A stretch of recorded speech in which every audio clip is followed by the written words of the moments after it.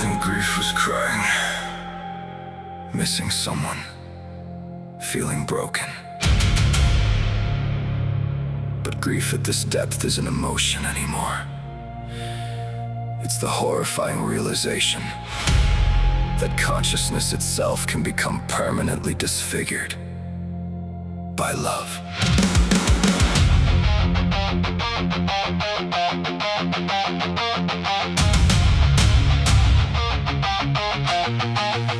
The night you vanished from existence, reality exposed its true nature to me.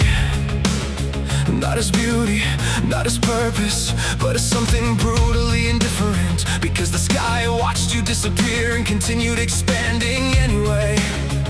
Star still burned. People still laughed, morning still arrived, as if the removal of your soul didn't fundamentally damage creation itself.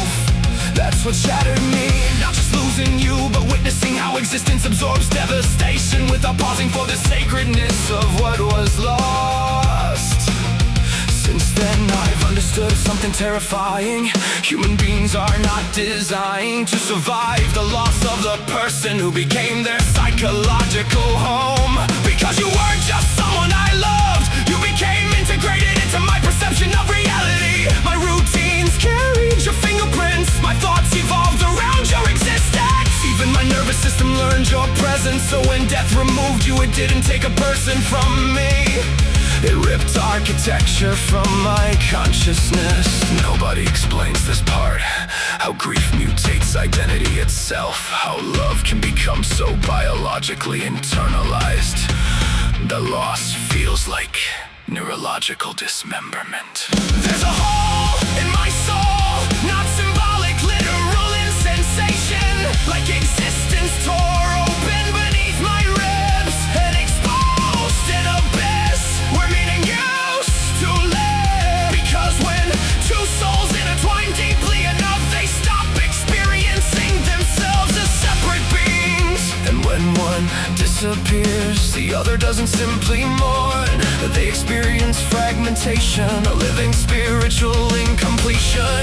Now every memory feels radioactive, every silence feels predatory, every sunrise feels emotionally counterfeit. Because the part of me capable of feeling fully alive was buried inside your final breath. There's a hole in my soul, and consciousness bleeds through it endlessly.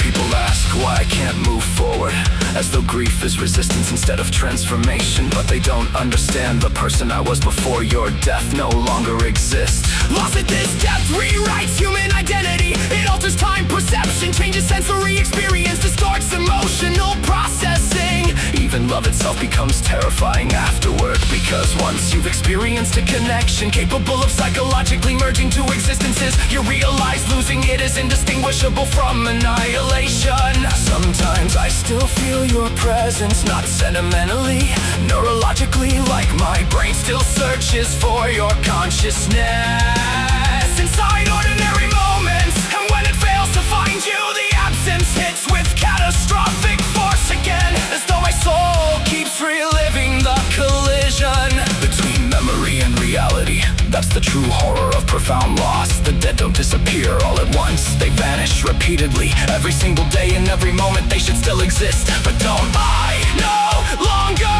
fear my own death? I fear the endless psychological distance between your last heartbeat and mine. There's a hole in my soul, a rupture beyond language and cell, where love became grief and grief became identity. Where hope decays slowly inside memory, and loneliness stops feeling emotional and starts feeling metaphysical. Because losing you didn't just break my heart, it dismantled the framework through which I understood existence. Now life feels like surviving inside the aftermath of something sacred collapsing.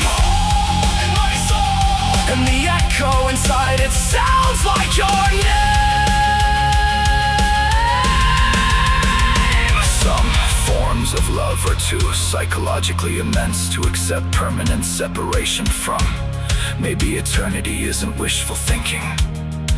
Maybe it's the only concept powerful enough to contain grief this deep. Because if consciousness truly ends forever, then love itself becomes unbearable, and the universe transforms into something monstrous. So I choose to believe, somewhere beyond human perception, your soul still exists. Because without that possibility, this pain serves no purpose, and existence becomes emotionally uninhabitable.